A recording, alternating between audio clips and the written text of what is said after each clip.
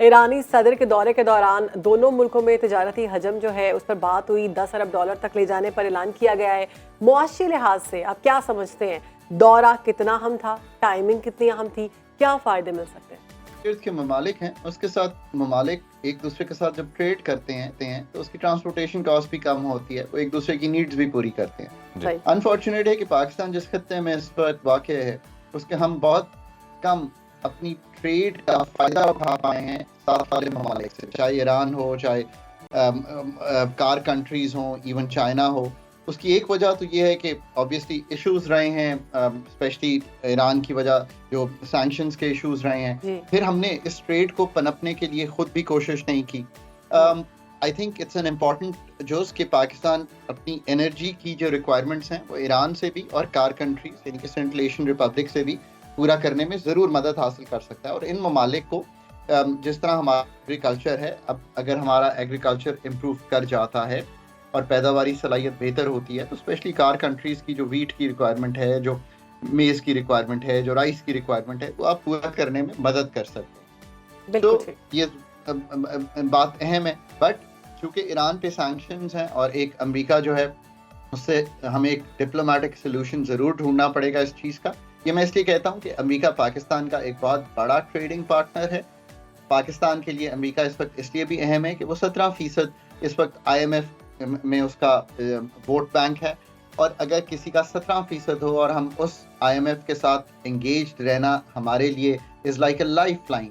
I mean that's a sad story for Pakistan कि 24वीं दफ़ा वही काम करने जा रहे हैं एक ICU के डॉक्टर के पास, और ख़ुद अपने मसाइल को ठीक करने के लिए हमारे पास आज भी रूम नहीं है जब तक कि हम IMF एज अ नेसेसिटी साथ लेके ना चल सकें।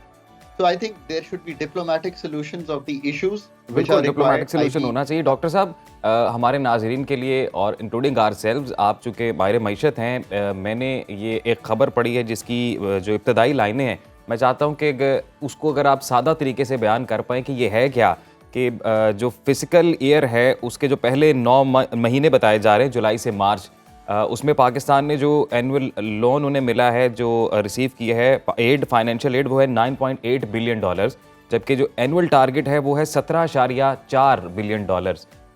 तो इस हवाले से कोई ये इसको किस तरह सादा अल्फाज में एक्सप्लेन करेंगे कि कैसे ये गैप फिल होगा और किस तरह से फिर मईशत बेहतर होगी? तो देखिए, हम IMF के साथ एंगेज क्यों करना चाहते हैं। पाकिस्तान की इस साल की रिक्वायरमेंट इनिशियली सोची जा रही थी 25 अरब डॉलर की, जिसमें एक हमने लोन वापस करने हैं, कुछ लोन हमने वापस किए बगैर उनको ये कहना है कि अगले साल ले लीजिएगा, कुछ लोन हमने रिसाइकिल करने हैं कि वापस तो किया पर साथ ही एक बड़े प्रोजेक्ट के लिए नया लोन ले लिया। तो हमने रीप्रोफाइल करने हैं कुछ लोन हमने रिसाइकिल करने हैं, और कुछ लोन ऐसे हैं जो कि वापस करने ज़रूरी हैं, और कुछ हमारी ऐसी जैसे 1 बिलियन डॉलर का हमने यूरो बॉन्ड वापस किया। तो ये एक लोन का पोर्टफोलियो है। और फिर हमें कुछ रकूम चाहिए थी। पहले ये ख्याल था कि जो करंट अकाउंट यानी कि बैरूनी खसारा है वो 3-4 डॉलर का होगा, अब लग ये रहा है कि ये कम होगा। तो एक तो हमारी 2-3 अरब डॉलर यहीं पे बचत हो गई है। IMF की जो एंगेजमेंट होती है वो इकोनॉमी को स्लो कर देता है। जब इकोनॉमी स्लो हो जाती है तो इंपोर्ट नीड टूट जाती है, बिकॉज आपने 22% का अगर शरह सूद रखी हो तो इसका मतलब ये भी है कि इन्फ्लेशन कम हो पर इकोनॉमी भी स्लो हो जाती है। ये एक लीवर है इस तरह का। तो इंपोर्ट टूट गई। सो 2-3 अरब डॉलर तो आपको वैसे ही कम चाहिए। सो अगर आप 17 अरब डॉलर की को लेकर चले थे तो 2-3 अरब डॉलर तो वैसे ही वहां से निकल गए। फिर कुछ ये होते हैं लोन के, ये रिसाइकिल हो जाते हैं कि वापस जाते हैं और उसी के एवज आप लोन ले लेते हैं, आप रिप्लेस कर लेते हैं अपने लोन। और ऑब्वियसली इस वक्त जो कुछ लोन जिसमें थे वो कमर्शियल थे, उसमें पाकिस्तान की रसाई नहीं है, तो वो 3 अरब डॉलर नहीं आएगा। So we have to contend with that. बिल्कुल ठीक। अच्छा हाकात साहब, अभी IMF की जानिब से 1.1 अरब डॉलर की तीसरी किस्त अभी तक जारी नहीं की गई, ताखीर की वजह क्या है? आई थिंक IMF देख रहा था कि हमने वो स्कीम निकालनी है ताजरों की, वो हमने निकाल दी 1 अप्रैल को। हमने पहले उनसे वादे वहीद किए थे कि हम जनवरी यानी कि सम टाइम इन जनवरी निकाल देंगे, वो डिले हो गई। प्लस उनकी बोर्ड डेट्स की एक साइकिल चल रहा होता है, कब स्टाफ अपना जो काम है वो सारा उनको देता है, but it is likely to be on 29th now. So hopefully let's keep our fingers crossed कि 29 में शायद पाकिस्तान बोर्ड में शामिल है, 29 को ये किस्त मिल जाएगी। ये एक स्टैंड बाय अरेंजमेंट है, एक 9 माह की फैसिलिटी थी जो IMF ने आपको दी ताकि आप ये वक्त अपना इंटरिम गवर्नमेंट का राइड आउट कर सकें। Real challenge begins now. बिल्कुल। तो डॉक्टर साहब अभी जो मुआशी अशारी हैं उन्हें देखकर लग रहा है कि वज़ीर ख़जाना दुरुस्त फरमा रहे हैं, 18% महंगाई कम हुई है। देखिए ये भी क्योंकि लोग फिर इसको बहुत महंगाई मैं वही सोच रही हूँ, महंगाई कहाँ से कम हुई है? महंगाई नहीं कम हुई, तो इसको बहुत समझने की जरूरत है और पॉलिसी मेकर्स को भी बहुत केयरफुली इसको एड्रेस करने की जरूरत है। मई पिछले 2023 में जो महंगाई थी, यानी कि कीमतों के बढ़ने की शरह, इसको इन्फ्लेशन कहते हैं, वो 38% पे चली गई थी। यानी कि मई 2023 में पिछले मई से कीमतें 38% ज्यादा हुई। 100 रुपए की चीज 138 रुपए की हो गई। जब हम खड़े हैं अप्रैल में, तो जो मार्च के फिगर्स हैं वो ये कहते हैं कि बढ़ने की शरह कम हो गई है, वो अब 21% पे आ गई है।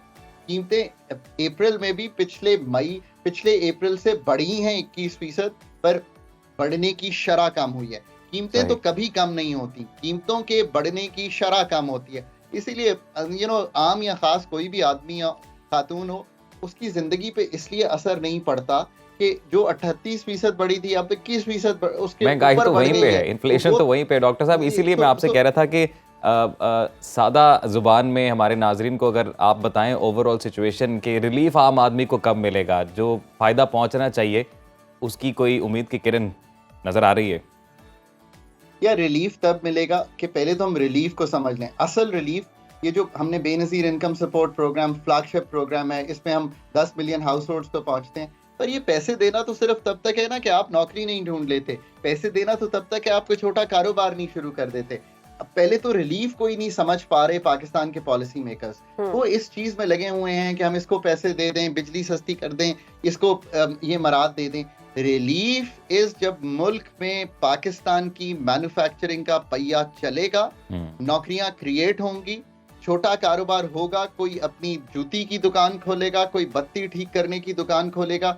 जब मुल्क का पहिया चलेगा तो रिलीफ मिलेगा, because employment is the only way जिससे आप इनइक्वालिटी को, जिससे आप गुर्बत को दूर कर सकते हैं। अभी तो ये हालात है कि लोग डिग्रियां हाथ में लेकर बैठे हुए हैं, नौकरियां नहीं मिल रही, जिनको मिली हुई हैं सैलरी इतनी कम है कि गुजारा नहीं हो रहा। तो अभी हम ये देख रहे हैं कि बिजली, गैस और पेट्रोल की कीमतों में इजाफा होता देख रहे हैं। हर आते दिन में खबर आती है जी इतने पैसे उसमें बढ़ा दिए गए हैं, इतने कम कर दिए गए हैं, इतने बढ़ा दिए गए हैं। क्या मुस्तकबिल करीब में आपको लग रहा है ऐसा कि इन चीज़ों की कीमतों में कोई कमी आएगी, कोई हालात बेहतर होंगे? और फिर नौजवान नस्ल में जो मायूसी और जो ब्रेन ड्रेन का एक ट्रेंड है वो फिर सही है? बिजली और गैस पे तो तय कर लीजिए, ये छोटी छोटी जो चीज़ें हैं ना, मतलब किसी को कहा कि डिस्कोज में चोरी कम कर दें, चोरी रोक दी, इससे पाकिस्तान की बिजली का निज़ाम नहीं ठीक होना। जितनी इस वक्त डैमेज हो चुका है ये निज़ाम, इसकी तंजीमें नौ करने के लिए आपको पाकिस्तानी सर्जन्स की एक टीम पुट टुगेदर करना पड़ेगी और बिलीव करना पड़ेगा कि इसकी तंजीमें नौ ज़रूरी है। ये 1.5 से 2 अरब डॉलर, यानी कि आज जब दिन क्लोज होगा तो 1.5 से 2 अरब रुपए का नुकसान जो है वो ये कर चुका होगा। 1.5 से 2 अरब रुपए, यानी कि 600 से 700 अरब का नुकसान तो हम हर साल करते हैं इस वक्त, और ये खुद चूंकि गवर्नमेंट भी मानती है इस चीज को, ये फिगर्स तो हमें भी दिखाई देते हैं।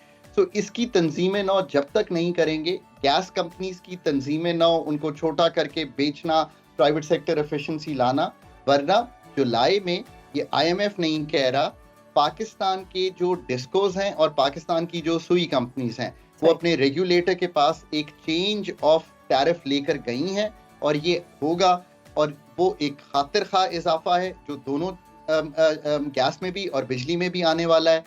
इनकी तंजीमें नौ, इनकी प्रोडक्शन कॉस्ट को नीचे लाना एक इतना बड़ा काम है कि इसको करना ही पाकिस्तान की बका है। But I have to see that surgical team to start performing that surgery. इसका IMF से एक मेजर सर्जरी की जरूरत है। मुआशी मैदान में पाकिस्तान को मुआशी एक्सपर्ट्स की जरूरत है।